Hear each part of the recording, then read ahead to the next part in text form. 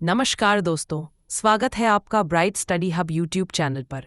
आज के इस वीडियो में हम मेडिसिनल केमिस्ट्री यूनिट 1 पार्ट 8 का एक बहुत ही महत्वपूर्ण अध्याय समझने वाले हैं, जिसमें पेटेंट, ट्रेडमार्क, कॉपीराइट और पेटेंट एक्ट की संपूर्ण जानकारी शामिल है।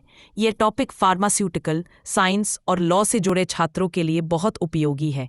तो चलिए शुरू करते हैं आज का विस्तृत अध्याय। हम इस वीडियो में बात करेंगे कुछ महत्वपूर्ण टॉपिक, जिनमें से पहला पेटेंट, दूसरा ट्रेडमार्क, तीसरा कॉपीराइट, चौथा पेटेंट अधिनियम, अधिनियम का उद्देश्य, पेटेंट के अधिकार और इसकी अवधि, पांचवा भारत में पेटेंट अधिनियम के प्रमुख पहलू। सबसे पहले बात करते हैं पेटेंट की। पेटेंट एक कानूनी अधिकार है जो किसी भी नई, उपयोगी और आविष्कारात्मक प्रक्रिया, उत्पाद या तकनीक के लिए दिया जाता है। जब किसी आविष्कार को पेटेंट मिल जाता है तो उस आविष्कार का पूरा अधिकार केवल उसी व्यक्ति या कंपनी के पास होता है जिसने उसे बनाया है। इसका मतलब कोई भी व्यक्ति उस आविष्कार का निर्माण, उपयोग, बिक्री या वितरण बिना अनुमति नहीं कर सकता। पेटेंट आमतौर पर 20 वर्षों के लिए दिया जाता है। इन 20 वर्षों के दौरान आविष्कारक अपनी खोज से व्यावसायिक लाभ कमा सकता है और उसकी नकल या चोरी से सुरक्षित रहता है। अब बात करते हैं पेटेंट के 4 सबसे महत्वपूर्ण तत्वों की, जिन्हें पूरा किए बिना पेटेंट नहीं दिया जाता। ये तत्व है नॉवेल्टी यानी नवीनता, इन्वेंटर स्टेप यानी आविष्कारात्मक कदम, यूटिलिटी यानी उपयोगिता और डिस्क्लोजर यानी प्रकटीकरण। पहला तत्व है नवीनता। किसी भी आविष्कार को पेटेंट पाने के लिए पूरी तरह से नया होना आवश्यक है। इसका मतलब ये है कि यह आविष्कार पहले कभी भी किसी पुस्तक, इंटरनेट, रिसर्च पेपर, न्यूज़ या किसी अन्य सार्वजनिक माध्यम में प्रकाशित नहीं हुआ होना चाहिए। अगर यह पहले से दुनिया में मौजूद है या उसका आइडिया पहले से बताया जा चुका है तो उसे पेटेंट बिल्कुल नहीं दिया जाएगा। इसलिए पेटेंट का पहला और सबसे बड़ा आधार है नया होना। दूसरा तत्व है आविष्कारात्मक कदम, जिसे इन्वेंटिव स्टेप कहा जाता है। इसका अर्थ यह है कि आविष्कार में ऐसी तकनीकी प्रगति होनी चाहिए जो साधारण व्यक्ति को तुरंत समझ में न आए। यह मौजूदा तकनीक से अलग, उन्नत और नवाचारी होना चाहिए। सिर्फ किसी पुराने उत्पाद में छोटा सा सुधार कर देने से पेटेंट नहीं मिलता। आविष्कार में नया विचार, नई सोच और नई तकनीकी क्षमता दिखाई देनी चाहिए। तीसरा तत्व है उपयोगिता। आविष्कार का कोई व्यावहारिक उपयोग होना अनिवार्य है। यदि कोई आइडिया बहुत अनोखा है लेकिन उसका वास्तविक जीवन में कोई उपयोग नहीं है तो उसे पेटेंट नहीं मिलेगा। यह औद्योगिक, वैज्ञानिक, चिकित्सा, तकनीकी या व्यावसायिक रूप से उपयोगी होना चाहिए, यानी आविष्कार समाज, उद्योग या बाजार में उपयोग लायक होना चाहिए। चौथा तत्व है प्रकटीकरण।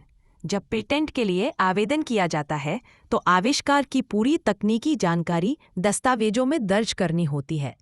इसमें बताया जाता है कि आविष्कार कैसे काम करता है, कैसे बनाया जाता है, उसके घटक क्या हैं और उसका उपयोग कैसे किया जाएगा। इस जानकारी का उद्देश्य यह है कि दुनिया के अन्य रिसर्चर या वैज्ञानिक भी उस तकनीक को समझ सकें। इसे ही पेटेंट डिस्क्लोजर कहा जाता है। पेटेंट 3 प्रकार के होते हैं। पहला यूटिलिटी पेटेंट, दूसरा डिजाइन पेटेंट और तीसरा प्लांट पेटेंट। यूटिलिटी पेटेंट सबसे आम होता है और इसे किसी नई तकनीक, प्रक्रिया या उत्पाद के लिए दिया जाता है। डिजाइन पेटेंट किसी वस्तु की बाहरी संरचना या डिजाइन के लिए दिया जाता है। प्लांट पेटेंट किसी नए, अनोखे और मानव प्रयासों से उत्पन्न पौधे की किस्म के लिए दिया जाता है। यूटिलिटी पेटेंट सबसे महत्वपूर्ण और आम प्रकार का पेटेंट है। यह नए उत्पाद, नई तकनीक, नई दवा, नई प्रक्रिया या नई मशीन के लिए दिया जाता है, जैसे नई एंटीबायोटिक दवा, नई बैटरी टेक्नोलॉजी या नई औद्योगिक प्रक्रिया। दूसरा, डिजाइन पेटेंट किसी उत्पाद की बाहरी बनावट, आकार, पैटर्न या सजावट के लिए दिया जाता है। इसका संबंध उत्पाद के लुक, डिजाइन और सौंदर्य से होता है, नॉट फंक्शनैलिटी से। उदाहरण के लिए किसी मोबाइल का अनोखा बॉडी डिजाइन। दोस्तों, तीसरा है प्लांट पेटेंट। उन पौधों की नई किस्मों के लिए दिया जाता है जो सामान्य रूप से प्रकृति में नहीं मिलते, बल्कि मानव प्रयासों से विकसित किए गए हों। जैसे किसी नए रंग का फूल या नई किस्म का फल। पेटेंट के बहुत सारे लाभ होते हैं। पहला, व्यावसायिक सुरक्षा। पेटेंट धारक को अपने आविष्कार पर विशिष्ट अधिकार मिलते हैं, जिससे उसे अपनी तकनीकी या उत्पाद पर एकाधिकार प्राप्त होता है। यह अन्य कंपनियों को बिना अनुमति के उस उत्पाद का उत्पादन, बिक्री या उपयोग करने से रोकता है। दूसरा, आर्थिक लाभ। पेटेंट के द्वारा आविष्कारक अपने नवाचार से लाभ प्राप्त कर सकते हैं। वे अपनी पेटेंटेड तकनीक या उत्पाद को लाइसेंस देने या बेचने के लिए दूसरों के साथ अनुबंध कर सकते हैं। यह अतिरिक्त आय का एक स्रोत बन सकता है। तीसरा, प्रतिस्पर्धा में मजबूती। पेटेंट के द्वारा किसी अन्य कंपनी को आपके उत्पाद की नकल करने से रोका जा सकता है और इस तरह से बाजार में प्रतिस्पर्धा में मदद मिलती है। चौथा, वैश्विक पहचान। पेटेंट वैश्विक स्तर पर विभिन्न देशों में मान्यता प्राप्त कर सकते हैं, जिससे उत्पाद या तकनीकी नवाचार को अन्य देशों में भी व्यापारिक लाभ प्राप्त हो सकता है। पांचवां, नवाचार को प्रोत्साहन। पेटेंट सिस्टम नवाचार को प्रोत्साहित करता है क्योंकि यह आविष्कारकों को उनके शोध और विकास के लिए कानूनी और आर्थिक सुरक्षा प्रदान करता है।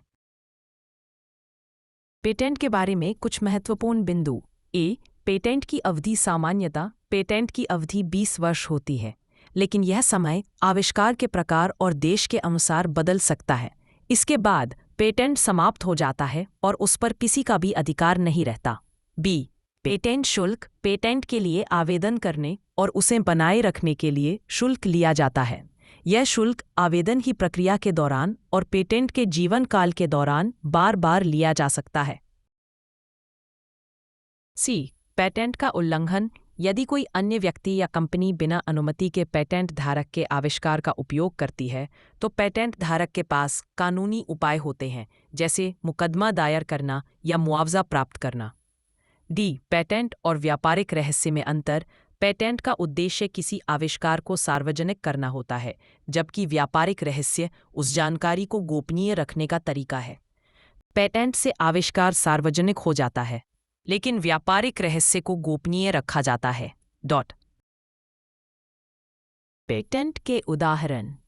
फार्मास्यूटिकल क्षेत्र। यदि किसी कंपनी ने एक नई दवा बनाई है जो पहले से उपलब्ध दवाओं से बेहतर काम करती है, तो वे पेटेंट प्राप्त कर सकते हैं।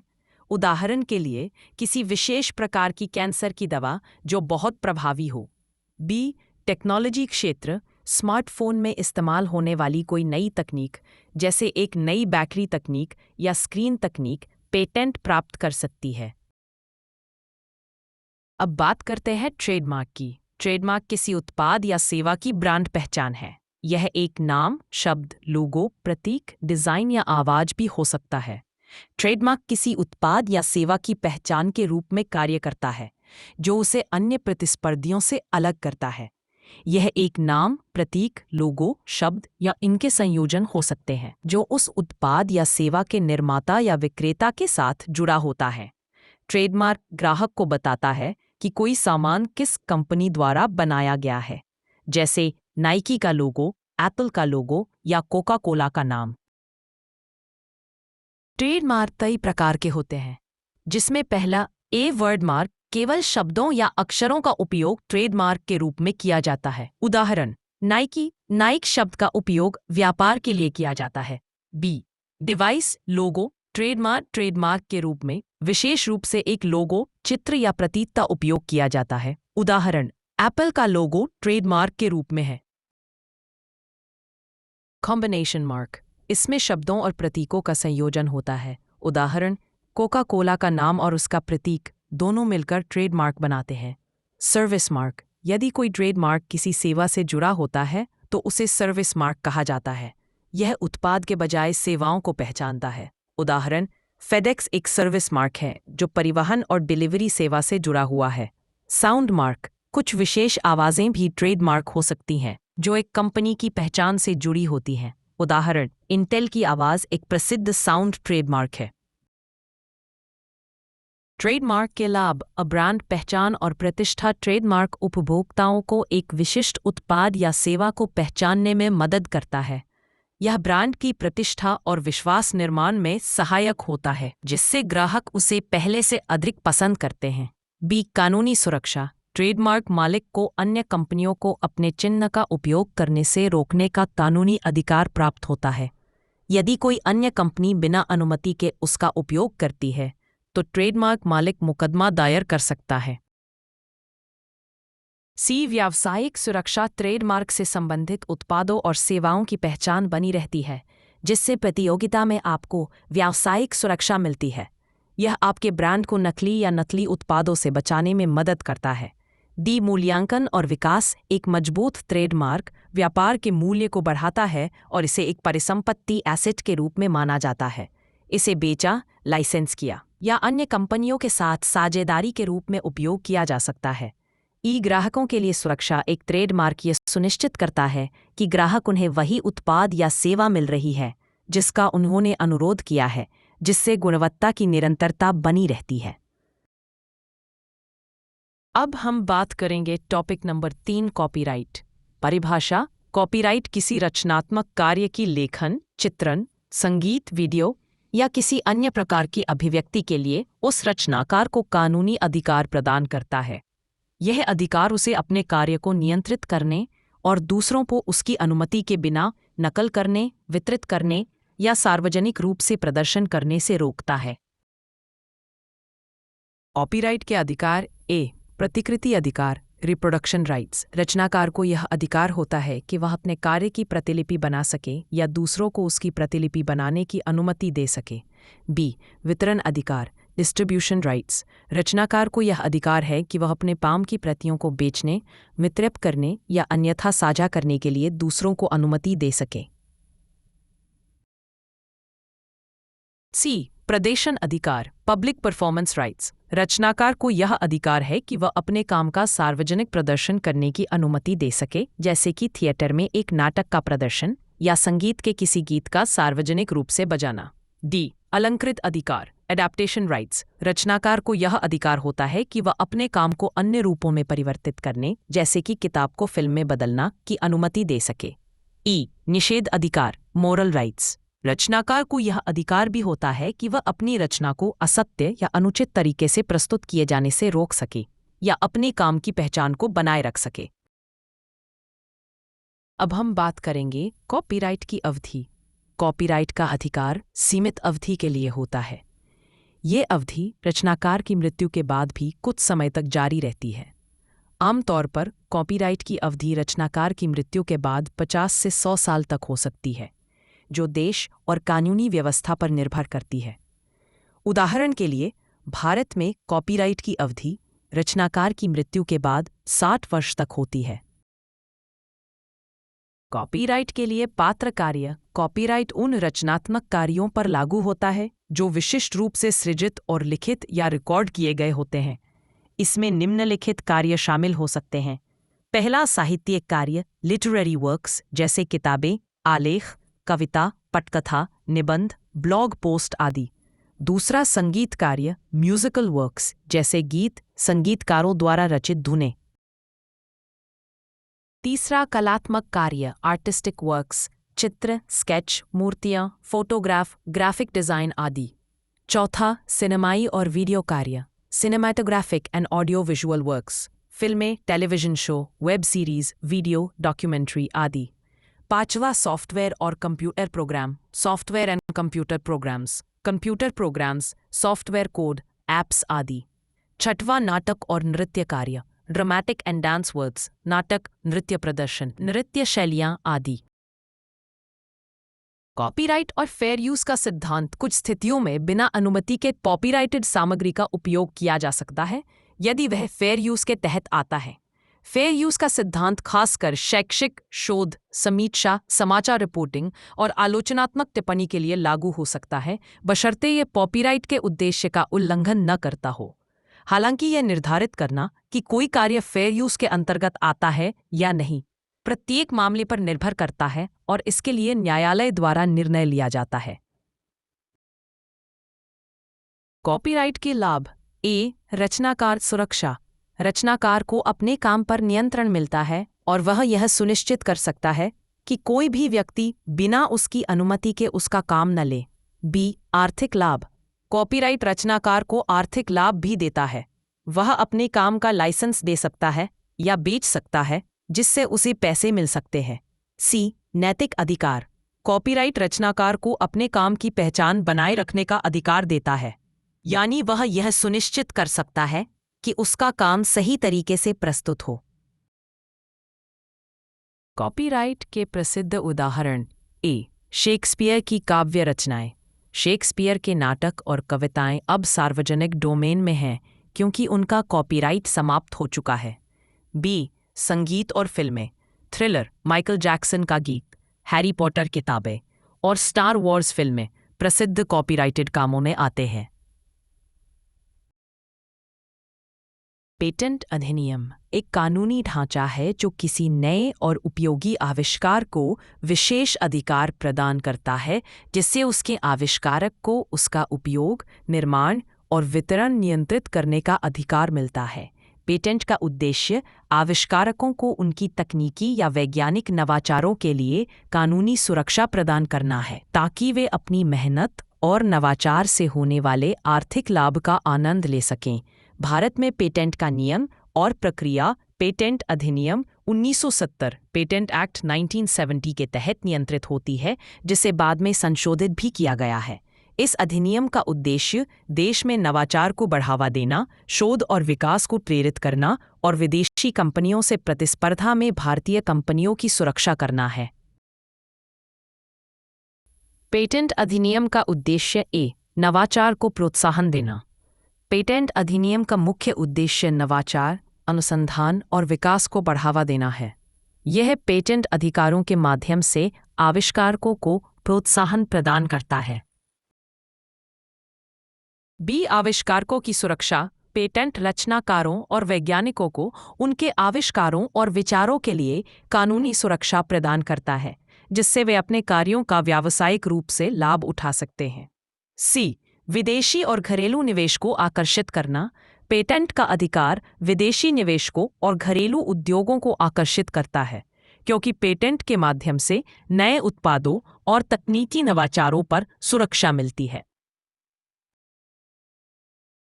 पेटेंट के लिए योग्यताएं। पेटेंट प्राप्त करने के लिए एक आविष्कार को निम्नलिखित 3 महत्वपूर्ण शर्तों को पूरा करना आवश्यक है। ए, नई नोवेलिटी। आविष्कार को पूरी दुनिया में पहले कभी नहीं किया गया होना चाहिए, यानी वह पहले से ज्ञात या उपयोग में लाए गए विचारों से अलग और नया होना चाहिए।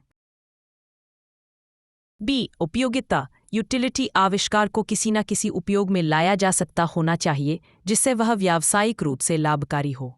सी, आविष्कारिकता। Inventive step, non obviousness. आविष्कार में एक नया विचार या नवाचार होना चाहिए जिसे एक सामान्य व्यक्ति आसानी से न समझ सके। इसका मतलब है कि यह तकनीकी या वैज्ञानिक रूप से उन्नत और चुनौतीपूर्ण होना। पेटेंट का अधिकार और इसकी अवधि। ए, पेटेंट का अधिकार। पेटेंट मिलने के बाद आविष्कारक को अपने आविष्कार पर विशेष अधिकार मिल जाते हैं। पेटेंट धारक के पास यह अधिकार होता है कि वह केवल खुद इस आविष्कार का निर्माण, उपयोग या वितरण कर सके या दूसरों को इसके लिए लाइसेंस दे सके। बी, पेटेंट की अवधि। भारत में पेटेंट की सामान्य अवधि 20 वर्ष होती है, जो पेटेंट के आवेदन की तारीख से शुरू होती है। इस अवधि के बाद पेटेंट समाप्त हो जाता है और आविष्कार सार्वजनिक डोमेन में चला जाता है। पेटेंट की अवधि समाप्त होने के बाद अन्य व्यक्ति या कंपनियां उस आविष्कार का उपयोग, निर्माण और वितरण कर सकती हैं। सी, नवीनीकरण। पेटेंट की अवधि के दौरान आविष्कारक को हर साल एक निश्चित शुल्क अदा करना पड़ता है। यदि यह शुल्क समय पर नहीं भरा जाता तो पेटेंट निरस्त हो सकता है। भारत में पेटेंट अधिनियम के प्रमुख पहलू। ए, सार्वजनिक नीति और पेटेंट। पेटेंट अधिनियम के तहत कुछ प्रकार के आविष्कारों को पेटेंट के लिए मंजूरी नहीं मिलती, जैसे कि कृषि विधियां, वैद्यकीय उपचार विधियां और नैतिक दृष्टिकोण से विवादास्पद आविष्कार। इसके अलावा पेटेंट का उद्देश्य आम जनता के हित में होना चाहिए, ताकि यह किसी एक व्यक्ति या समूह के हाथों में अत्यधिक शक्ति न केंद्रित कर दे। पेटेंट की अंतर्राष्ट्रीय व्यवस्था। Bharat patent cooperation treaty (PCT) का सदस्य है, जो अंतर्राष्ट्रीय स्तर पर पेटेंट प्राप्त करने की प्रक्रिया को सरल बनाता है। इसके माध्यम से एक देश में पेटेंट आवेदन दायर करने पर वह आवेदक 100 हिस्से में पेटेंट के लिए आवेदन कर सकता है। कंपनी और पेटेंट। यदि कोई आविष्कार एक कंपनी या संगठन द्वारा किया जाता है तो पेटेंट का अधिकार कंपनी के पास जाता है, न कि व्यक्तिगत आविष्कारक के पास। तो दोस्तों, इस तरह हम मेडिसिनल केमिस्ट्री यूनिट 1 के आखिरी पार्ट तक पहुंच गए हैं। आज हमने पेटेंट, ट्रेडमार्क, कॉपीराइट और पेटेंट अधिनियम जैसे महत्वपूर्ण विषयों को विस्तार से समझा। इसके साथ ही यूनिट 1 अब यहीं पूरा होता है। उम्मीद है कि आपको पूरी यूनिट की सभी वीडियो आसान और उपयोगी लगी होंगी। अगर आपने अभी तक हमारे पिछली पार्ट्स नहीं देखे हैं तो उन्हें भी ज़रूर देखें, ताकि आपकी यूनिट 1 की तैयारी पूरी तरह मजबूत हो जाए। अगर वीडियो अच्छा लगा हो तो ब्राइट स्टडी हब चैनल को लाइक करें, कमेंट करें और सब्सक्राइब करना बिल्कुल ना भूलें। हम अगले यूनिट और नए टॉपिक्स के साथ जल्द ही फिर मिलेंगे। धन्यवाद।